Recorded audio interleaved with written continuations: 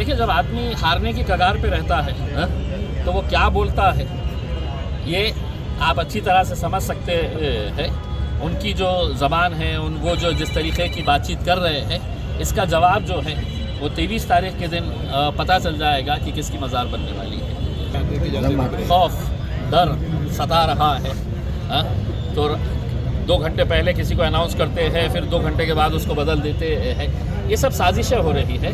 और मैं आपको पूरी जिम्मेदारी के साथ ये कहता हूँ, इवन कांग्रेस के जो कैंडिडेट को बदला गया है वो यहाँ के एक मोटे नेता के दबाव में, जो कांग्रेस पार्टी का नहीं है बल्कि एक दूसरी पार्टी का नेता है, उसके दबाव के अंदर ये किया गया है। ठीक राजनीति है, सब अपने अपने खेल खेलते हैं, उन्होंने भी अपना खेल खेला। जरांगे फैक्टर दिखेंगे आपको मराठवाड़ा के अंदर 48 सीटों पर? यकीनन जरांगे फैक्टर लोकसभा के अंदर बहुत प्रभावी साबित हुआ था। जरांगे फैक्टर की वजह से आज देखें पूरे मराठवाड़ा के अंदर मराठा समाज के खासदार चुनकर आए थे, एमपी चुनकर आए थे, और यकीनन अभी भी समाज उनके पीछे पूरी ताकत के साथ खड़ा हुआ है।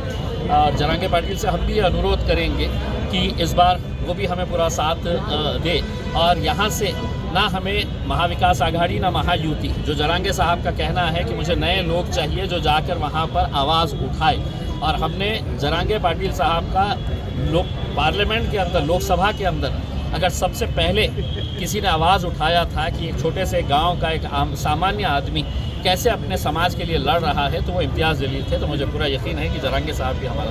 देखिए, मैं नहीं समझता हूँ कि मेरे ताल्लुक से ऐसी कोई कंडीशन रहेगी, क्योंकि वो जो ज़बान से निकलवाना चाह रहे हैं दूसरे जो चुनकर आएंगे कैंडिडेट्स, वो ज़बान हमारे पहले से ही हमारे मुंह में है।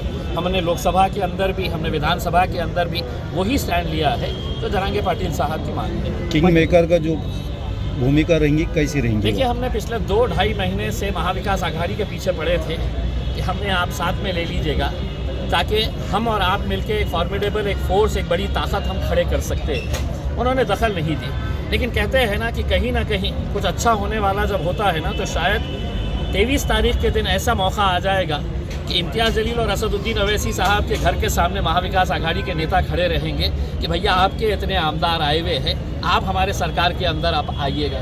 तो क्या भूमिका रहेंगी? किंग मेकर रहेंगे। नहीं जाएंगे क्या आप? किंग मेकर रहेंगे। हम साफ कह रहे हैं कि हमें महायुति नहीं चाहिए, हमें भारतीय जनता पार्टी, एकनाथ शिंदे और अजीत पवार नहीं चाहिए।